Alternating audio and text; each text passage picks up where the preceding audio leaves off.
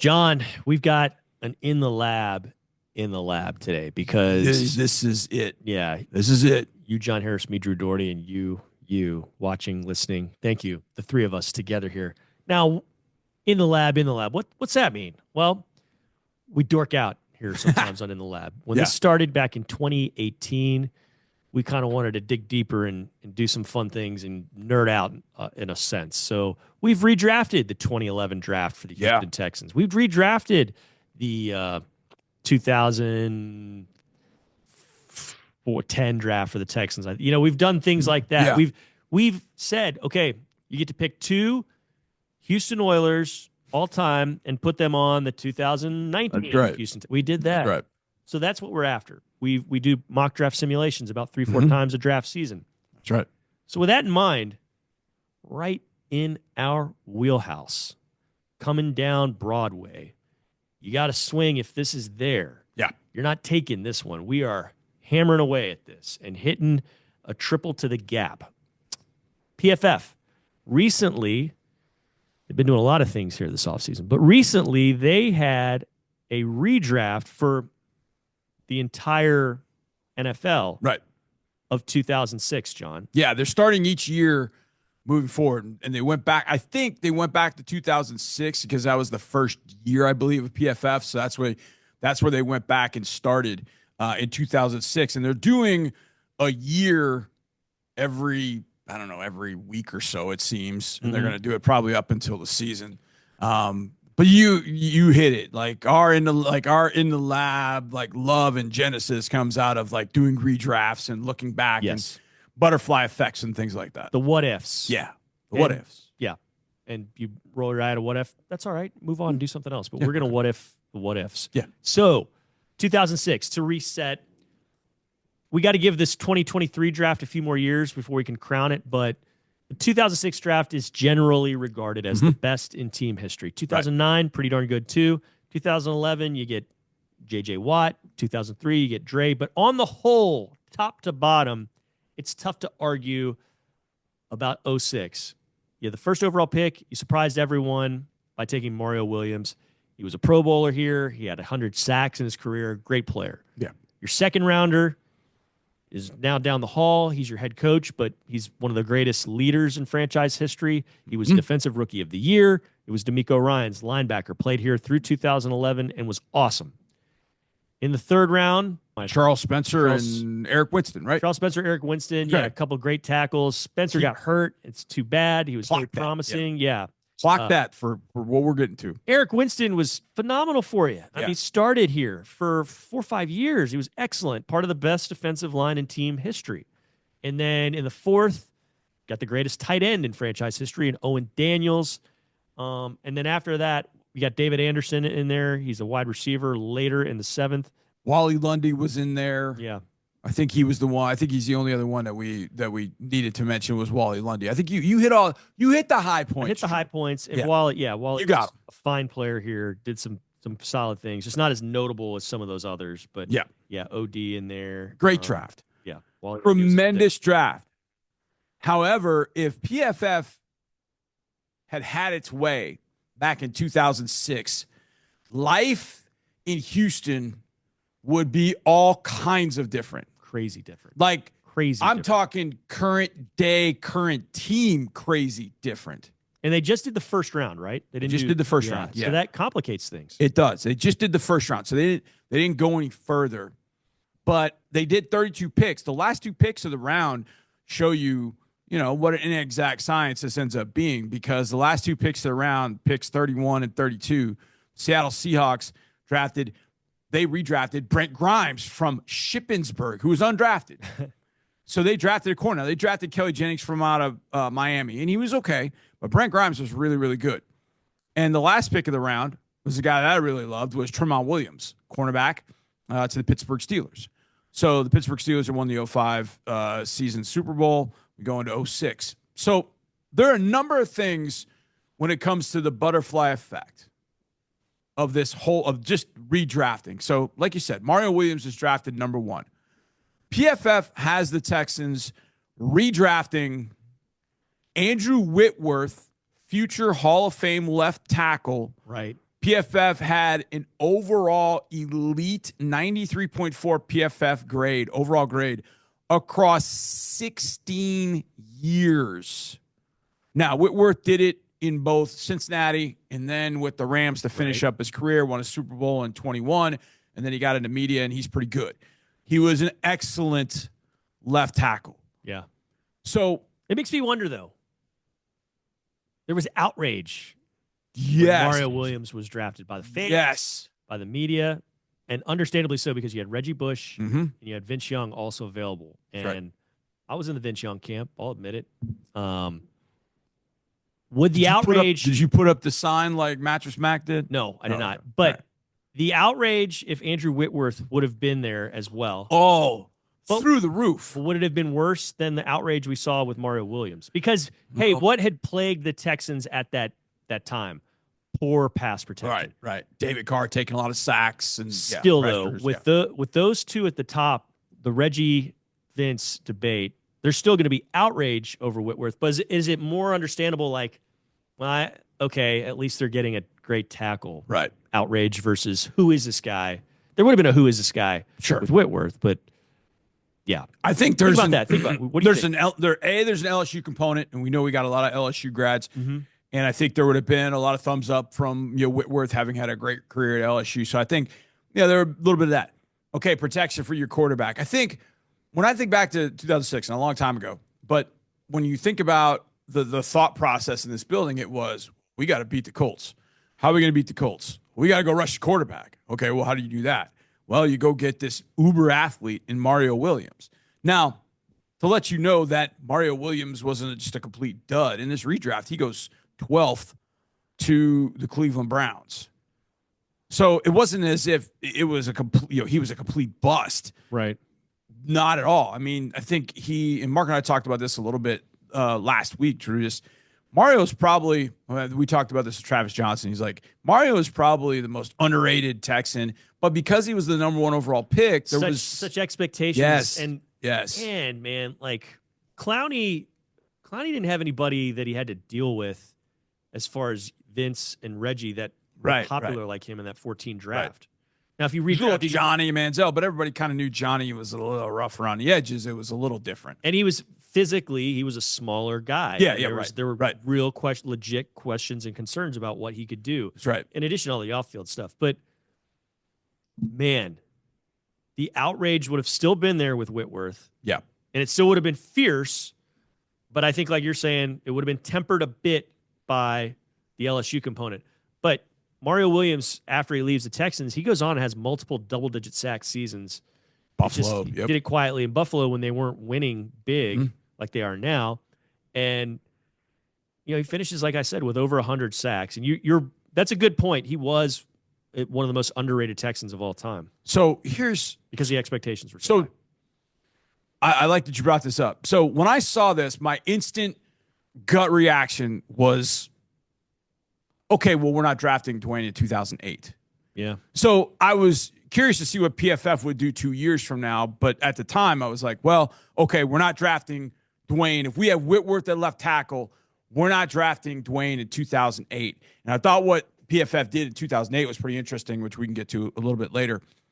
But that was my instant reaction. Okay, we're not drafting Dwayne. Yeah. So 08, we can do something different. We're not going to trade up and down or whatever we did in that draft to go get Dwayne Brown. Whitworth's going to be the guy, and he's going to be the guy going forward. When I told you that it was Andrew Whitworth, the tackle at number 1, was your instant reaction, man, what would the fans have thought about that? What was your instant reaction to hearing Andrew Whitworth at number 1? With all the hindsight, I was like, that's cool. Yeah. Whatever. Yeah. But yeah, they would have lost. I lost it. In 2006, I was out in Lubbock, Texas. Yeah. And I was getting ready. I can't remember what I was getting ready to do, but I heard that the Texans, because it was Friday night, they signed him. Yeah. Signed Mario. And I remember, yes. I know exactly where I was, too, when this was happening. And I was Team Vince Young. I had seen all the heroics. I thought he was Vince Young as a college quarterback. I thought he was Michael Jordan as a college quarterback, and he was going to come home and do all these awesome things.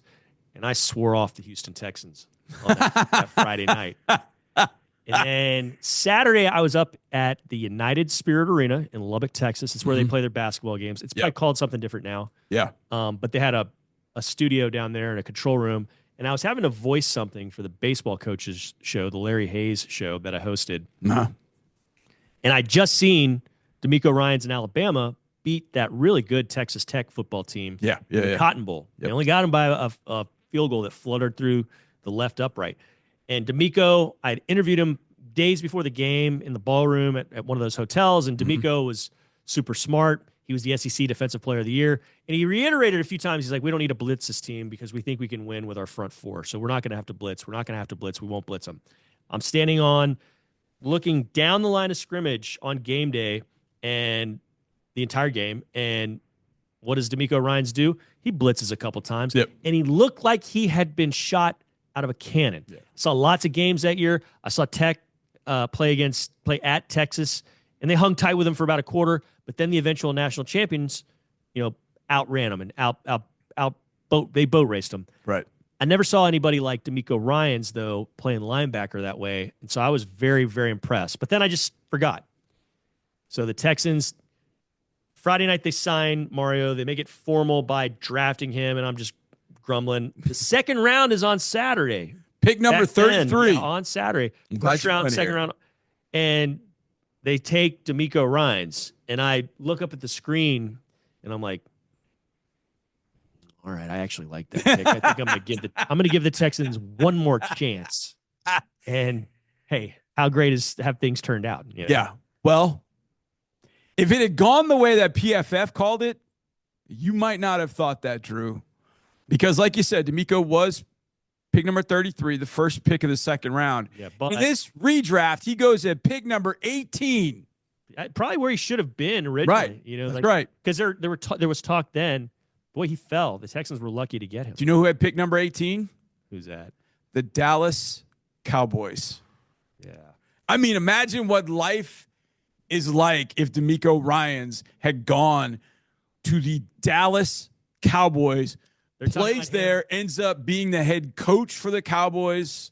He would have been talked about like Chuck Howley and Leroy Jordan, some of the great linebackers of the Cowboys past, I thought it was interesting also in this 06 draft. When I told Mark that, I mean, he about vomited on air. But D'Amico Ryans to the Dallas Cowboys in this redraft, I mean, just seeing it just makes my blood boil, thinking that he would have been part of the Cowboys. Ugh. But what's interesting also in this draft was former Texans that end up in this draft that weren't taken at particular spots. Who else? So I mentioned D'Amico goes at 18. A few picks prior to that, well, I mentioned Mario goes number 12 to the Cleveland Browns, which, boy, Mario in Cleveland would have been interesting. At pick number 16. And ironic because the original pick here is another former Texan. The Miami Dolphins in the redraft select Jonathan Joseph from out of South Carolina. And the original pick of the Dolphins was cornerback Jason Allen out of Tennessee. Son of a gun. So Jonathan Joseph they were teammates in 11. Yeah, exactly. Yeah. D'Amico goes 18. At number 20, the Kansas City Chiefs originally drafted Tamba Ali, but Ali has come off the board already. So now they've got to go. And it's interesting because they talk about the fact that Willie Roaf retired after the NFL draft, who's a tackle. And so they would have needed more tackles, and they take one in the redraft. Eric Winston from University of Miami goes number 20. One pick before the Patriots draft wide receiver, kick returner, Devin Hester from Miami. Yeah, he would have been a good Patriot. How would life have been different if he's with the Patriots? So the Texans have 3 draft picks go in the first round in this redraft. We're not done. Oh. At pick number 26. Now, this guy ends up being redrafted to the team that actually drafted him. They're just doing it one round earlier. But he ended up becoming a Texan along with Jonathan Joseph in 2011, that free agent class from Abilene Christian. Safety, Daniel Manning goes number 26 in this redraft from 2006. Wow. So number of Texans, former Texans, end up going. But Andrew Whitworth goes at number 1 to the Texans. So he's won ultimately 3 from the 06 Texans draft class wound up being redrafted as ones. Mario D'Amico and Winston. Mario D'Amico and Winston. And no Owen Daniels. Huh. No Owen Daniels. No. In fact, if I remember correctly, I don't remember seeing a tight end drafted or redrafted in this entire first. Oh, take it back. Vernon Davis went to the Denver Broncos at 15. Okay. He was one, but I don't remember. And that's why I didn't remember many others. Yeah, there were a bunch of other tackles, safety, running back. This would have been much better. Well, he ended up going to the same team. Maurice Jones-Drew went to the Jaguars at pick number 28.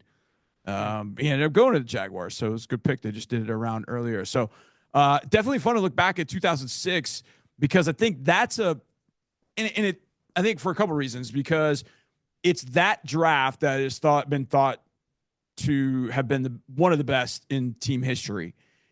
But if you tweak it just even a little bit with Andrew Whitworth, it has a massive butterfly effect. Maybe not even, through the rest of that draft.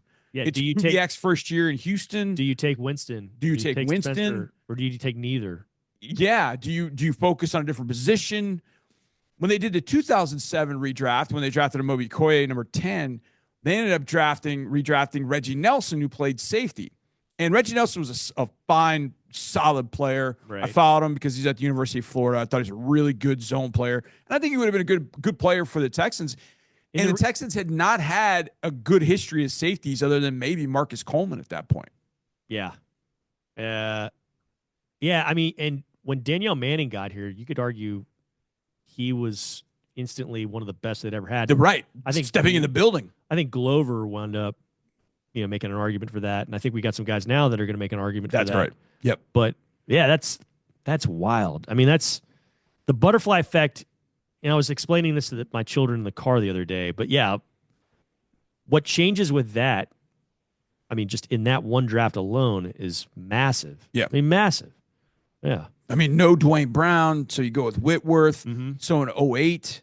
So in 08, when they did when PFF did the redraft, they had us drafting a guard, Carl Nix, who was one of the better guards there's been in the NFL, but injuries sort of curtailed his career. Uh-huh. But if you had Nix and Whitworth on the offensive line, whether you take Winston or not in 06, let's say you do take Winston, you got a line with Whitworth and Winston at your tackles, Carl Nix at guard. There's some things that you probably don't have to draft Bubba Caldwell, who had kind of a up and down short career here in Houston. Mm-hmm. Maybe you can focus somewhere else. And of course, we talk about this all the time when we do our redrafts. We're like, okay, yeah, we're doing it with hindsight. It's always good when you can look back at a draft and go, man, this was great in the moment and 10 years down the road. But a draft never looks as good as you want it to. That's why it's always fun to do these redrafts. But I think it does bring up, well, why didn't they do that? Why did they? Andrew Whitworth wasn't going number 1. Right. He wasn't. He, in fact, going the second round. But when you look back on hindsight, it makes a lot of sense that he would have been a pick, considering, like you said, Drew, how much the Texans struggled with protecting the quarterback. Totally. And then in 08, like you talk about, they go with Nix, the guard. Yep. Makes things interesting. So you have a good offensive line in theory just by those two guys alone, because you've really bolstered things there. Maybe you're making things easier for Shaw, but really are you? Because what we saw in 11 and for 10, like that unit, those are the gold standards here in Texans history as far as that's right offensive lines and what they were able to do. Man, I love things like this, John. Yeah, 2008 redraft by PFF. Mm-hmm. The first pick is Matt Ryan, goes to the Miami Dolphins. This is a huge butterfly effect. Oh, yeah. He goes down to Miami. Number 2 pick was a guy who won the second round to St. Louis Rams. They took Chris Long. He ends up going in this draft at some point. He had a really good career. But they go with Calais Campbell, St. Louis Rams. Mm-hmm. At number 3, the Atlanta Falcons, who went with Matt Ryan, draft in this redraft, Dwayne Brown at number 3 overall in the 2008 draft. That's amazing. Yeah. That's amazing. I would have never had my big draft moment if that would have gone down this way, but it is kind of interesting to look back at this. The number 4 pick in 2008 redraft was the Oakland Raiders. They take a gunslinger by the name of Joe Flacco. Joe Flacco. Joe Flacco in Oakland. Man. Wow. It's fun to, and you look at some of these names in these redrafts, and it's like, ooh. Yeah. I don't know how that would have gone over. I mean, just thinking about how it would have gone over here. Yeah. Thinking about how, it went, oh, man. Raiders take a quarterback from Delaware. Al Davis has to go up to the mic and say, this guy can throw the long ball. And he could. He could. I mean, he would have been the prototypical Raiders quarterback, and he was the best besides Matt Ryan at 08 draft. So it makes sense. But going back and seeing some of these names and where they got drafted, and, to know that Matt Forte was drafted, they have him going to 13, the Panthers in 08. He was a second-round pick to the Bears, and he was one of the better players in that draft class, man. He was so good. They have him. Now, I'll ask you this. In hindsight, yes, looking back, Panthers had the 13th pick in this redraft to 08. They have a choice because in this redraft, they go 13 and 14, back-to-back running backs. Which draft pick would you take, hindsight as a guide, Matt Forte or CJ2K Chris Johnson? You can only take one. Can only take one. Forte did it longer, right? I mean, Forte did it longer, yeah. But CJ2K did it more spectacularly. That's right. Burst. Right. And adding him to what? Steve Smith and DeLone at that point. Oh, yeah. Yeah. What's that do? Yeah. Man, crazy. Really adding either of them, I mean, I think you bolster that team. But I like the Flash, and I'm colored partly because the first road trip I went on with the Houston Texans in 2009 was week 2. Mm-hmm. A absolute, it's kind of like not forgotten, but it's sort of pushed away. It is. Aside because the season was solid, but it wasn't a playoff season. But that was a huge win, and it was a wild, wild, wild game. Up in Tennessee. Wild, yes. The Texans decided not to cover Chris Johnson at least once. Just like, wide open. Hey, oh my God. Let him have his 15 yards of space, That's and great. then he punished him for it. But but Andre Johnson also answered the bell and had a huge He had game. that great one-handed catch going in the back of that far end zone. And the seeds were germinated, were watered, were planted, and we're starting to bud of the Andre Johnson, Cortland Finnegan. That's right. Kerfuffle that came to be a year later. But a lot of it started in that game and was strengthened in that game because he and Andre mixed it up. There was one deep ball going Andre's way, and Finnegan was beat, so he just jumped on Andre Johnson's back. I mean, just tackled him. That sounds like Finnegan, man. I probably would have taken Chris Johnson, but I love Forte. He just did it for a little bit longer, but just having that weapon of Chris Johnson, it would have been pretty amazing for either one of those. Burst, I would have gone with like a burst in time as well. I would have gone with Johnson, but if you really want to get the better player, I think you'd have to go with Forte just because he was better for longer and pretty versatile as well. He was a damn good player for the Bears, man. Panthers couldn't miss. They took Jonathan Stewart, who's solid, a damn good back in his own right, but they ended up going with Forte in that 2008 redraft. The 2008 redraft, we mentioned the Texans take Carl Nix. He was drafted in the 5th round, but he was a first-team All-Pro once, a second-team All-Pro once, and a Pro Bowler twice. But he had to retire after 6 seasons due to MRSA infection. That I remember he got that with the Saints, but he was damn good. You put him on a line with Whitworth and Winston, and my God, you would have had an even better offensive line than you had in either one of those years. Yeah, and sprinkling Chris Myers via trade. Yeah, you can do some things with that line. For sure. Hey, man, I love doing this with you. That was fun. I hope you, our third member, enjoyed watching, listening, and send us your thoughts because we like hearing from you. We love hearing from you. This has been In the Lab. He's John. I'm Drew, and you're you.